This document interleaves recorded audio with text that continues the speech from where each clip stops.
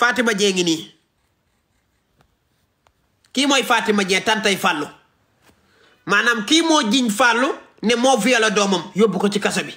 bonjour te dina jëm ci Faram Facce TV am na lu yees ci dossier bu Fallou Adamo gënati na ay wax moom moo ko tëjlu sax nee nañ daw na voilà déglu leen vidéo bi gars yi bu leen fàtte ngeen abonné partager vidéo bi like commentaire ba ñëpp jot si voilà. kii ngeen di gis moom mooy Fatima Dieng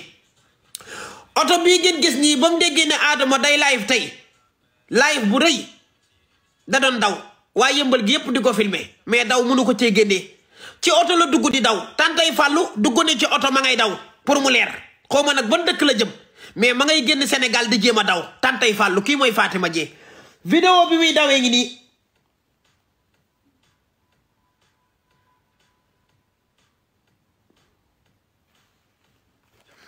vidéo bi muy dawee ngi nii xaaral ma wan leen ko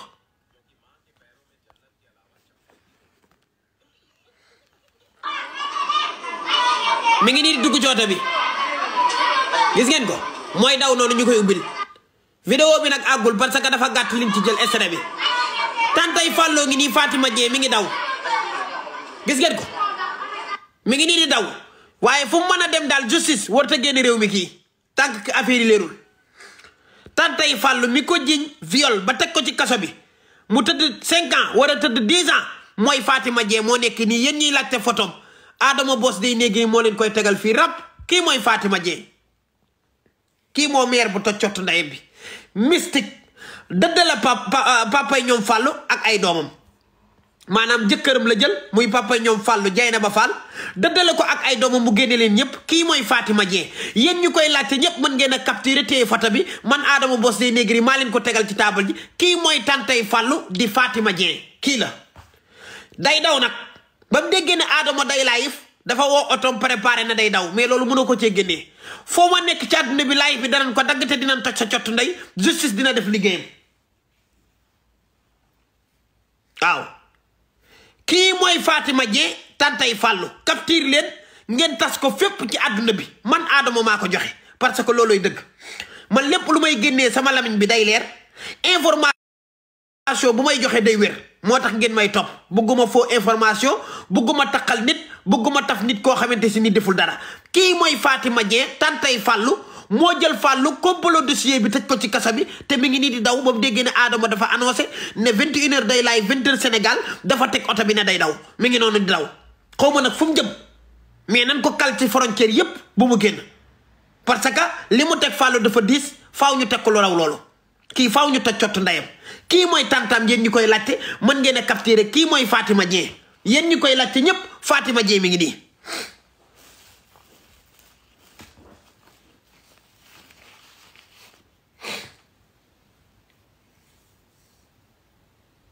kii mooy tantay Fallou ku toj cott ndeyam a ngi nii maire bu ubbi la fal ndeyam a ngi nii maire bu bon maire bu soxor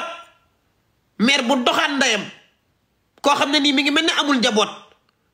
xam nga doomu xaram di jël Fallou tayle ko yàq viom ñu war koo tëj 15 ans nga naan da ngay daw ci dossier boo xam ne lépp dañ koo falsifié ne dafa tëdde doomam xanaa kay ku nu tëdde nan def test ADN nan def test mu leer na Fallou moo ko tëdde mais ñu bari ci koñ bi seeda na nan yow doo nit ku baax Fallou nag yaayam liggéey na même bu fekkee génn àdduna yaayam liggéey na parce que liggéeyu ndey moo lay topp ba ci prison bi Fallou ngi prison de mais mi ngi mel ne ko libre ndax askan bi ñoo koy soutenir waaye yëmbal gi yépp di ko seedeel seede yu rafet kon bu ñu xamoon ci moom lu bon foog naa dinañ ko wax kon Fallou nit ku baax la yow mi yaa doxaan sa ndey yaayam liggéey na de yaayam daal en tout cas fi mu tëdd ci barzak noo xolam sedd na parce que ñaan gi mu ñaanoon pour sëyal ko papaam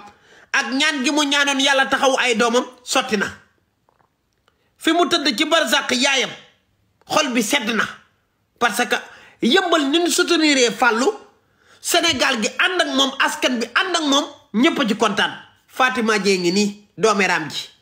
maire bu ubbi la fal ndayam bi bu katt data ndayam bi ñeme sëriñ fu na lay dem di wuti ay gàllaaj fu na lay dem di liggéey ñoom Fallou ak ñoom Dieynaba Fall déggoo li ma la wax Fallou ñi mu bokkal ndey ak baay ñii la Dieynaba Fall ummi Ardo Fall Baye Zal ñoom ñëpp génne na leen kër gi ak Bintu ñoom ñëpp génne nañ seen kër seen tante mii Fatima Dieng mi moo tax ñu génn seen papa génne leen ndax dafa liggéey seen papa ba lu mu wax papa ji da daan waaw papa ji day romb ay doomam sax du leen mën a nuyu li mu nekkee teyu ko parce que nga jur say doom di leen romb mu dee ak suwaar ay nit héberger leen doo leen mën a nuyu teyu ko Fatima Dieng mi moo liggéey seen baay ku bon a ngi nii ku ñaf ndayam ku teegal ndayam mi ngi nii kii mooy Fatima Dieng ma ngay daw nag mi ngi noonu di dugg ci oto bi di daw mais loolu mënu ko cee génnee li nga teg Fallou dinañ la teg lu ko raw incha allahu rabbi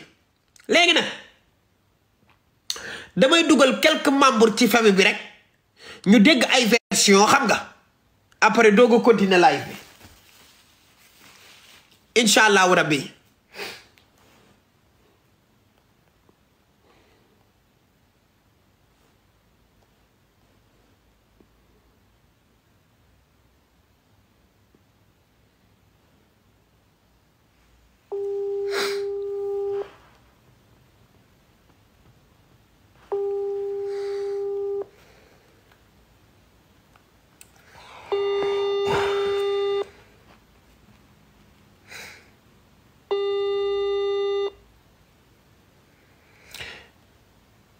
non ñi ci seen yoon nekkul nag bu leen woote